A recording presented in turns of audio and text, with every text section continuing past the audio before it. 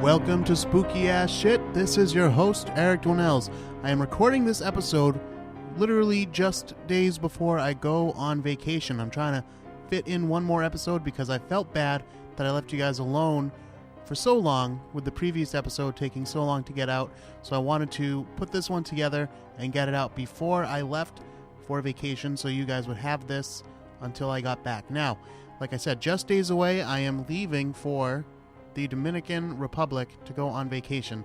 And I know that a lot of you are probably thinking, oh, that's so great, you're going to have a great time. And I wish that I was feeling the same way. I will say that this vacation was not my choice.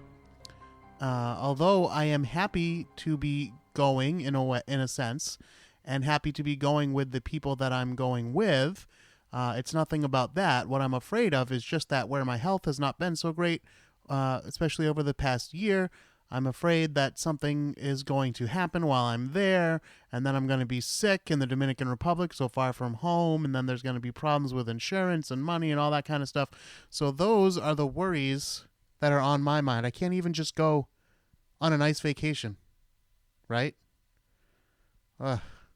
Maybe you guys all have this problem. And another problem I have is that I am going with a certain young lady and members of her family.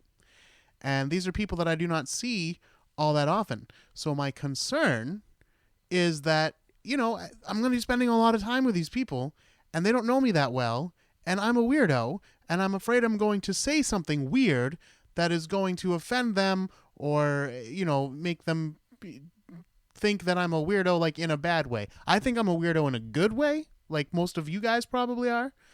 But, sometimes people don't always understand us. That's why we need that closed group on Facebook. That's what I'm talking about. But I'm just afraid, like, the whole time I'm just going to be on my guard, and the whole time I'm going to be like, don't talk about serial killers. Don't talk about serial killers. The entire time. You know what I mean? I'm sure you guys have been in this kind of situation before. I think we've even talked about it on the show before. But this is what happens. This is what comes up when you're a spookaroo. But tonight, we are going to be talking about serial killers. Well, one specific serial killer. And he's only probably a serial killer, to be honest. We're going to be doing a lot of separating fact from fiction tonight because we are talking about a murderer who was basically, if you look him up on the internet, it's going to say that Joseph Metheny is kind of like a cannibal killer, and he served his victims as hamburgers. But we're going to see if that's really true as we go through all the stuff that we have to go through tonight. But of course, before we dive into all that, I want to remind you to check out the website spookyas.com or spookyasshit.com. They both take you to the same place, and that is the show's blog page. From there, you can listen to each and every episode, including the ones no longer available on your favorite streaming service. And you can also find links to all of our social media. We are at Spooky Ass Shit on both Twitter and Instagram. And I think, unless I just do it by automatic, because, I kind of do these on autopilot, this part of the show. It's the same stuff every time. I think I'm going to stop plugging the Twitter because I don't really use it. I use it to, it automatically tells you when a new episode is out, but otherwise I don't really use it. So I think I'm just going to stop saying it. Instagram, however, I do use. So check us out on Instagram at Spooky Ass Shit. That's Spooky Ass, as in the thing you sit on, shit. And you can find us on Facebook at facebook.com/spookyas, where we also have the secret closed group that I told you about, where you can talk about spooky stuff in a judgment-free zone. And again, when I say that, I don't mean that the group is full of dark and disturbed people. I just mean it's stuff that maybe you don't want future employers to look up your name and see that you're in some kind of group that discusses serial killers or aliens or ghosts or something like that all the time. Or maybe, Uncle Dave doesn't need to know how into aliens you are, like that kind of thing. So this way we can talk about it in private and you don't have the weight of public judgment on you for it. All right, now as stated tonight, we are going to be talking about the alleged serial killer, Joseph Metheny. And the thing about this case is it's very hard to research because when you look him up online, you will mostly be taken to clickbaity BuzzFeed type websites that talk about like, oh, the most notorious cannibal killers and that kind of thing. And they all seem to like be cut and paste journalism from one particular source, which we're going to get to later. You're going to hear me talk about that a lot because the main thing we need to talk about comes at towards the very end of the episode, which is the confession that was allegedly written by Metheny. But we're going to see if that's really true or not. We'll get to that. But it seems like they kind of took this very sensational confession and ran with it, and now you see it listed all over the internet when people are talking about this guy. And I don't know. I have my doubts as to its authenticity, and I did not just go to one website or one source to create this episode. I am no reporter. I do not claim to be a reporter. I'm just a dude looking stuff up on the internet. But I will say I went to at least 4 or 5 different sources. So this is probably the most fair and balanced coverage you'll find on Joe Metheny and whether or not he really is the nightmare that some people would lead you to believe that he is. We're going to get into all of that as we talk. But for now, let's go to my prepared notes. Joseph Roy Metheny was born on March 2nd, 1955, or perhaps 1953, depending on who you ask. It's already a little murky. He was born in Baltimore, Maryland, and he would spend his entire life there. Metheny would say when he became an adult that his father was an alcoholic who was killed in a car accident when Metheny was only 6 years old, and that his mother had neglected her 6 children while she worked multiple jobs outside the home. He said that his parents often sent him to live with other families in, quote, foster-like arrangements. He also claimed that his mother had died in the early 70s. Metheny joined the Army when he turned 18 in 1973 and claimed that he had served a tour in Vietnam. He further claimed that this is where he became addicted to heroin. Not much is known about his life between 1973 and the 1990s. It's really anybody's guess, but we do know that he was a drug addict, and he was addicted to heroin and cocaine, and he was also an alcoholic. He was living on and off in homeless communities, what they call tent cities, in and around Baltimore, and also taking work wherever he could find it.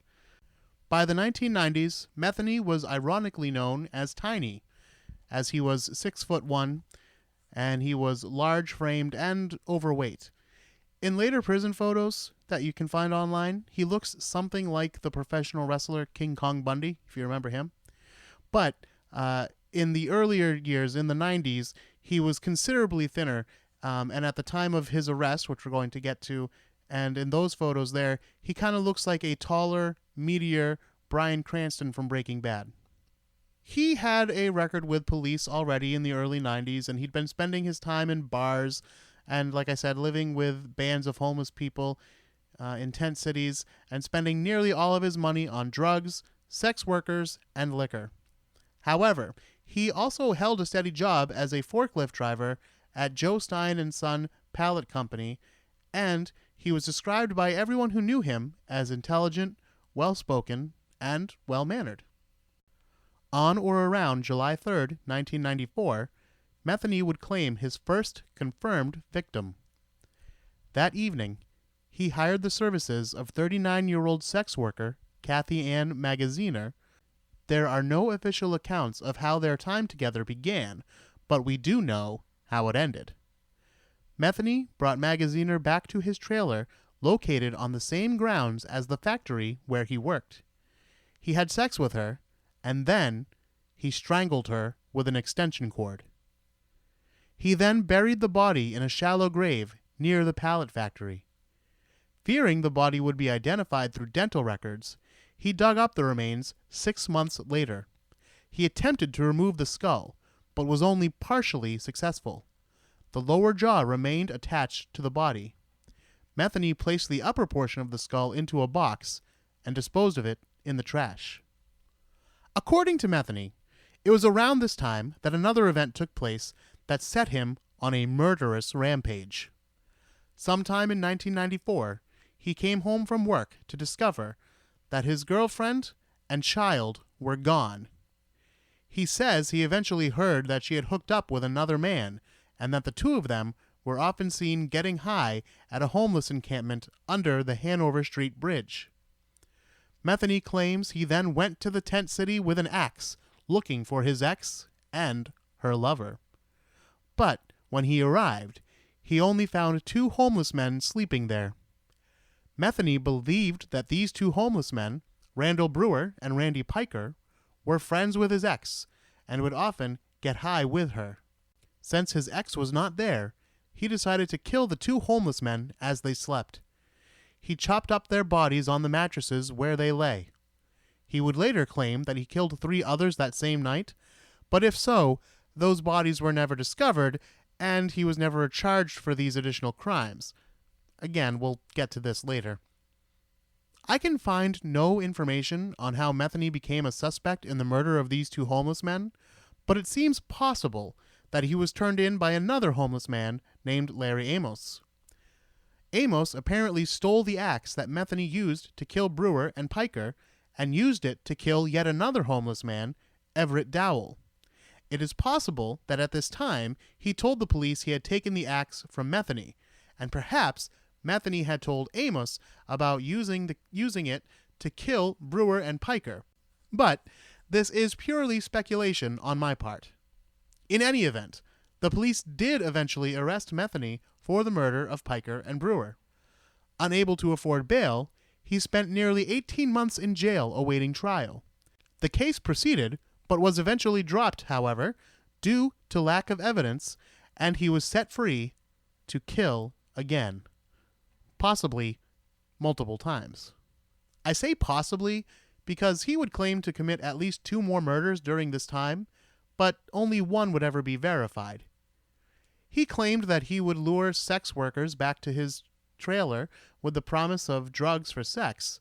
Once there, he would brutally sodomize them, strangle and or stab them to death, and chop up their bodies, freeze some of their meat, and bury the rest of their remains in the woods. Why would he keep and freeze some of the meat from his victims' bodies?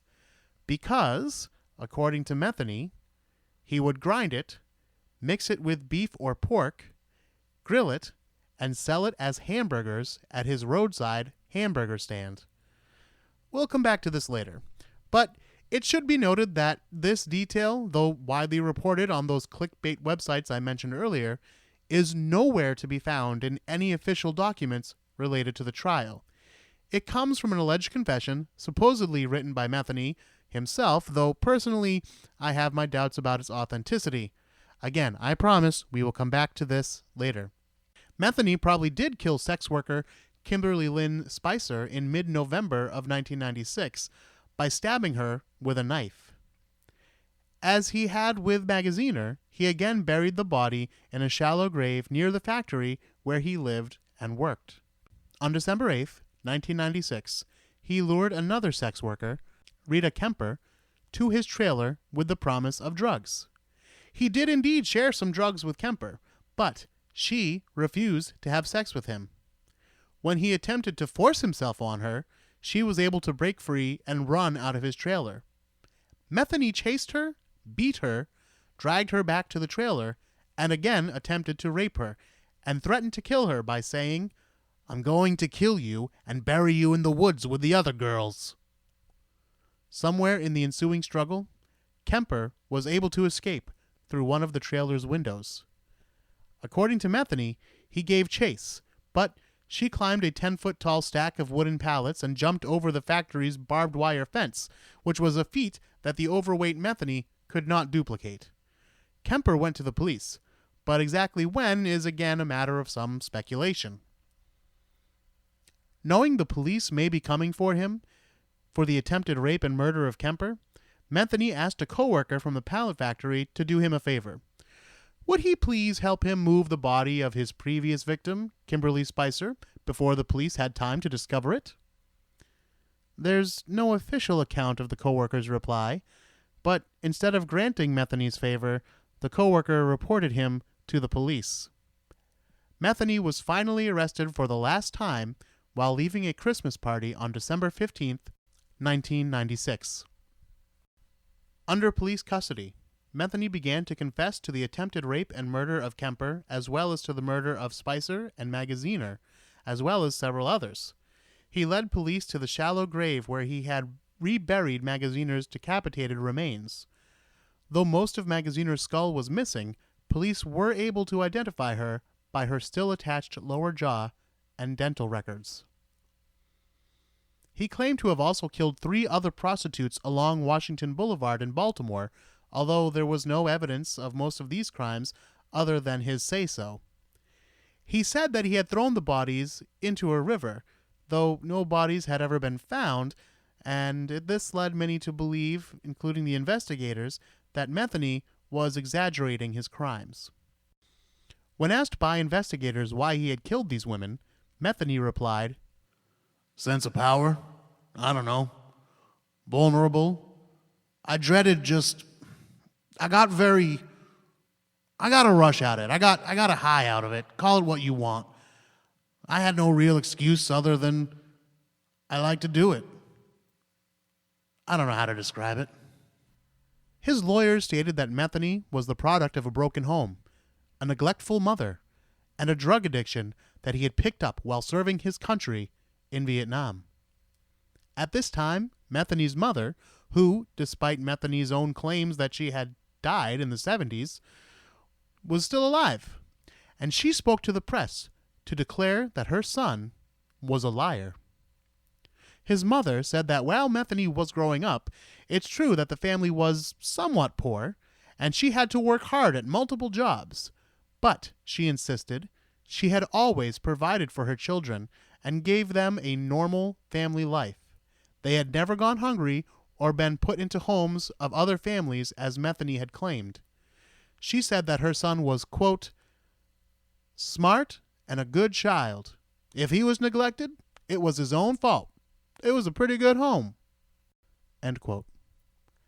As for his service in Vietnam, Metheny's mother agreed that he had served in the army, but she said he had been stationed in Germany and never saw battle in Vietnam.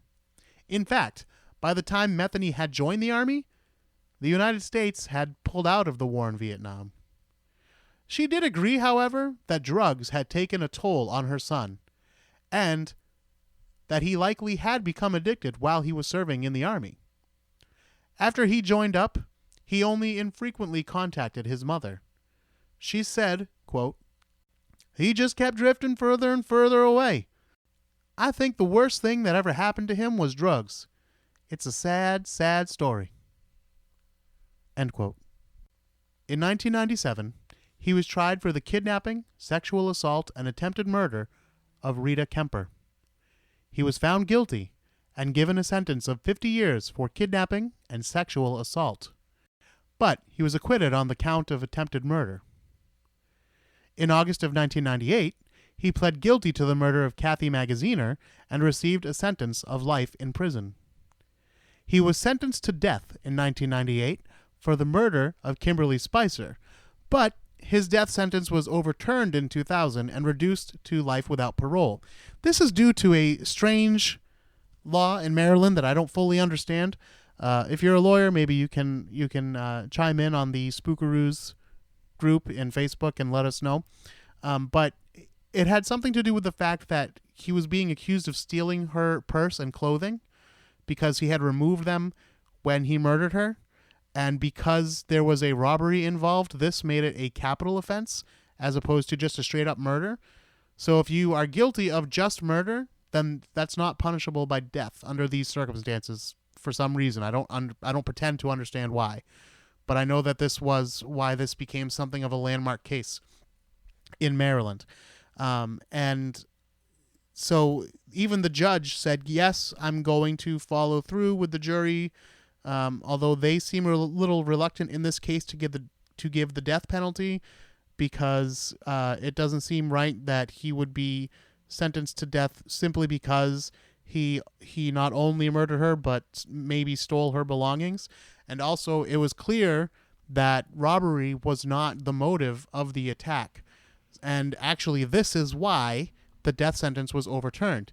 Because apparently, if robbery had been part of the motive, then they would have carried out this death sentence for him. But since it was not, his sentence was revoked and he was given life instead. Again, don't pretend to understand exactly how it works, but those are the facts as I understand them. It is around this time that Metheny would allegedly write the confession that would make him a minor internet sensation. I will read this confession in full. However, it should be noted that I am not willing to definitively state that this confession was actually written by Metheny himself, nor do I attest to the truthfulness of anything stated within. Here we go. The Confession of Joe Roy Metheny. To start out, I will tell you about my life at the present moment, which is locked up. I am 48 years old. I weigh about 450 pounds, and it's not all fat. I have been locked up for almost 8 years now. But when one has been sentenced to a couple of life sentences without parole, time doesn't matter anymore. I have no problem with being locked up, for no one put me in here but myself. And I deserve to be right where I am, because I had 12 law-abiding jurors that told me so in a couple of different cases. I was only convicted of 2 murders and 1 kidnapping for the one that got away. I got 50 years for her. The first murder I was sentenced to life without parole. The second one, they gave me the death penalty. I sat on Maryland's death row for 3 years, and then they overturned my sentence and gave me another life without parole and sent me down here for the rest of my life. I killed 7 people, 3 men and 4 women. 2 men I chopped up with an axe under a bridge in South Baltimore. I was found not guilty for them because they couldn't prove that I did it. Under that same bridge, I also killed 2 women and 1 man who was fishing, who just happened to be in the wrong place at the wrong time. I weighed their bodies down and I put them in that river. I showed the police where I put them about 3 years later, but they couldn't find them, so they could not charge me for those murders. My murder rampage started out as revenge, but ended up as passion for the taste of blood and the overwhelming sense of power one gets from taking another's life. My story. It all started back in July of 1994. I was at work as a truck driver. I was working overtime this one night, and I got off and I went home like I always did. But when I opened the door, I turned on the light, and I noticed there weren't nothing there. My old lady had taken everything, including my son, and left me. Her leaving was not my problem, but she took my 6-year-old son with her. She was a crack addict and a worthless piece of shit. I would have paid just to get her out of my life. All she had to do was take my son over to my mother's house, and she could have had everything else and been gone.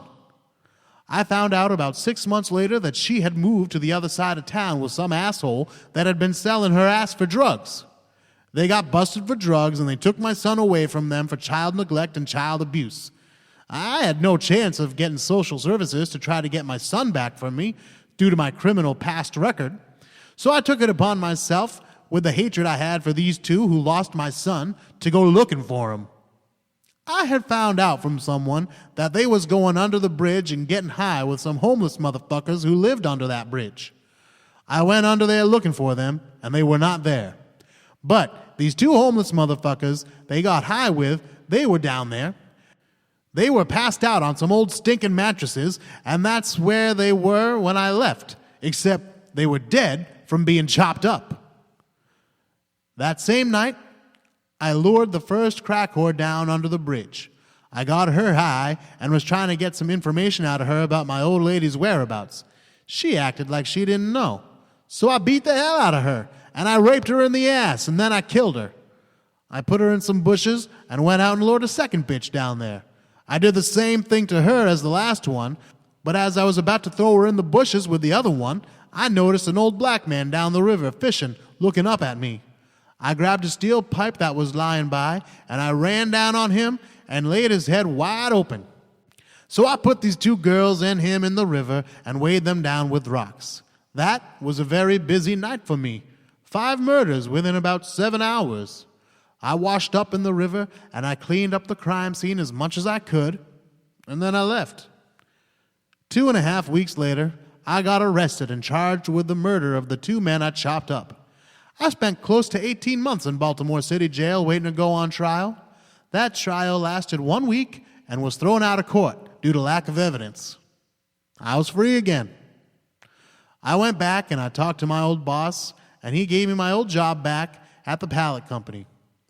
There was a little trailer on the property, so I told my boss to let me stay there and I could keep an eye on the place.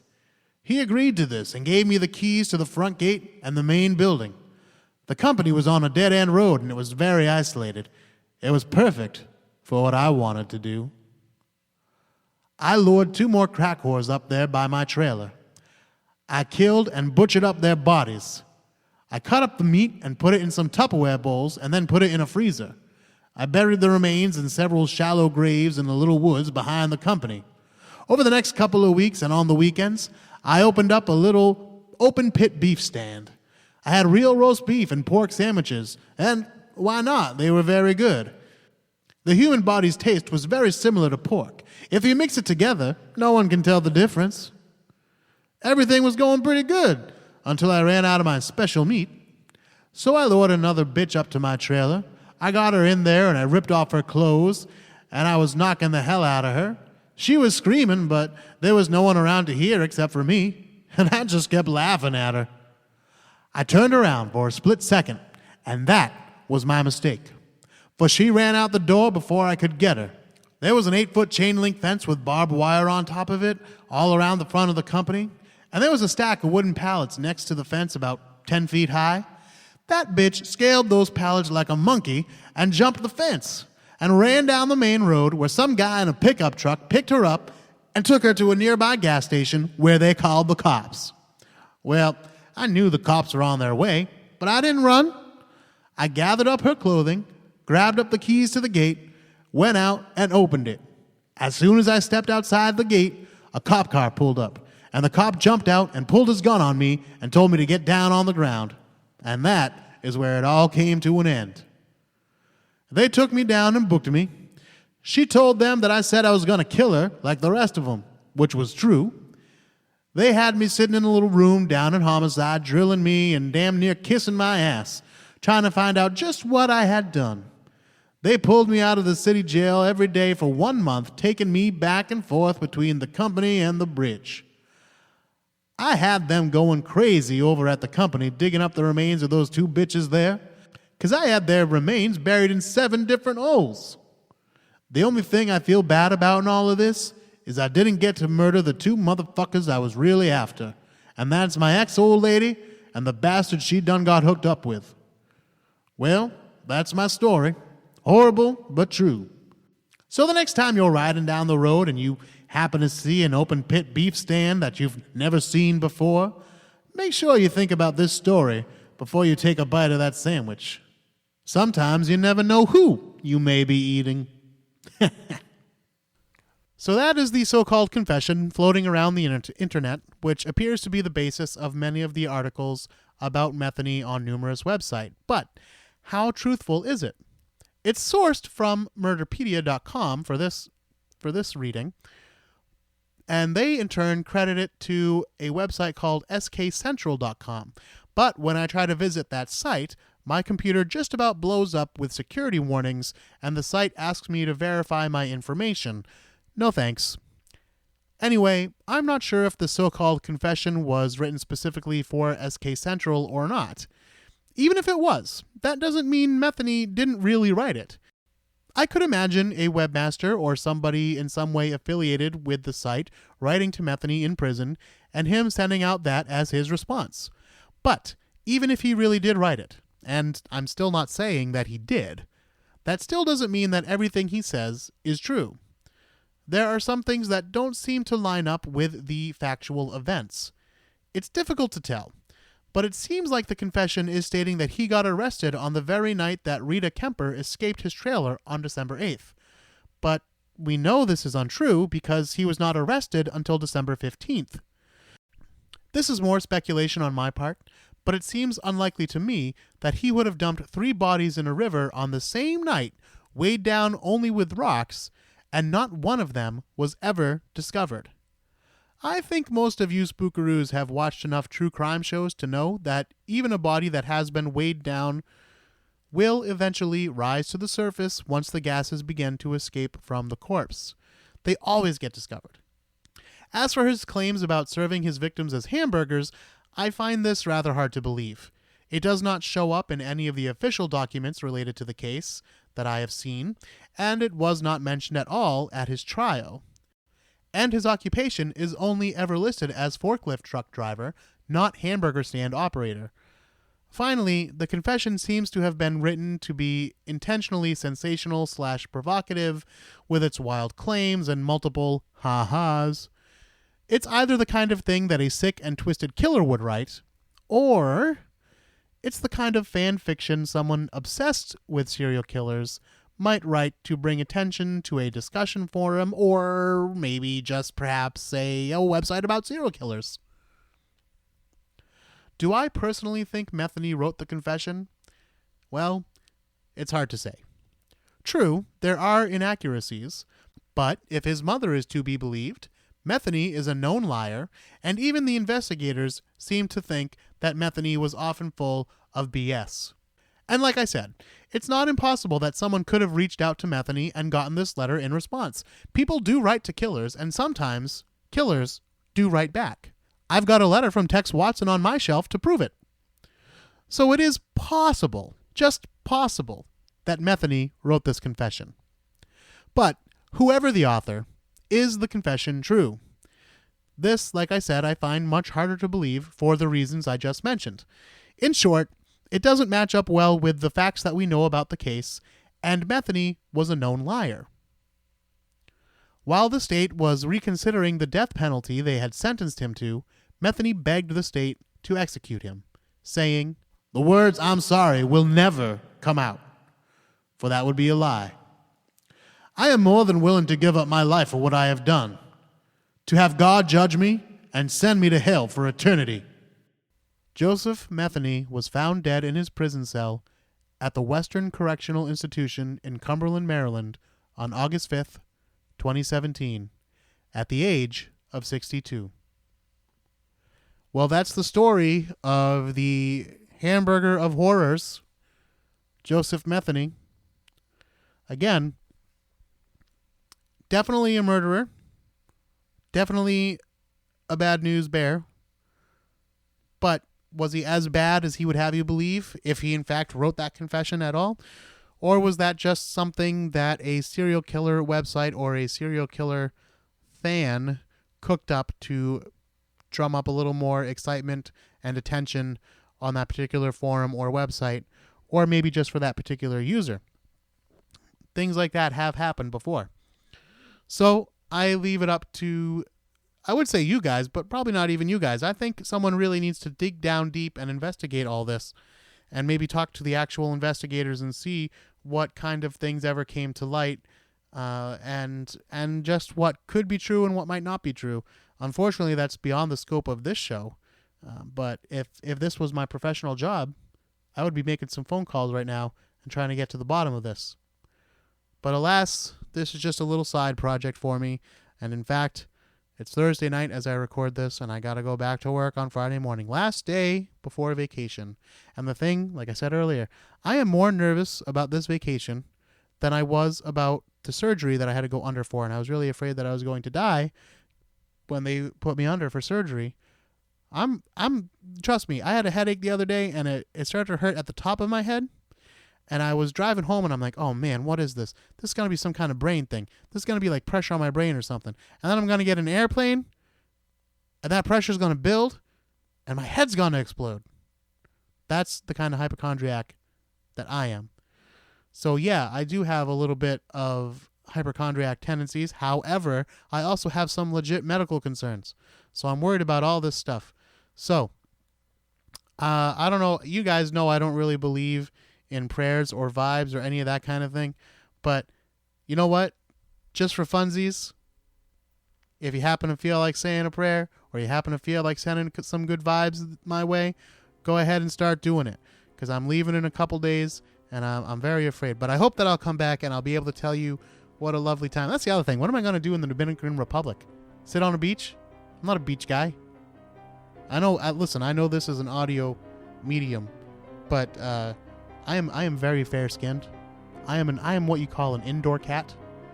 So again, very nervous about all of this, but I'm sure that all of my misgivings are misplaced, and that I will go and have a lovely time. And I hope that you will all do the same until we meet again. Again, might be taking a little break. There will be no show definitely next week because I'll be out of the country. Hopefully the week after that. But it could end up being a repeat, or it could end up being no show. I don't know. We got to see. We got to see if my head explodes or not. Until next time, don't be afraid. And I'm saying that to myself this time too.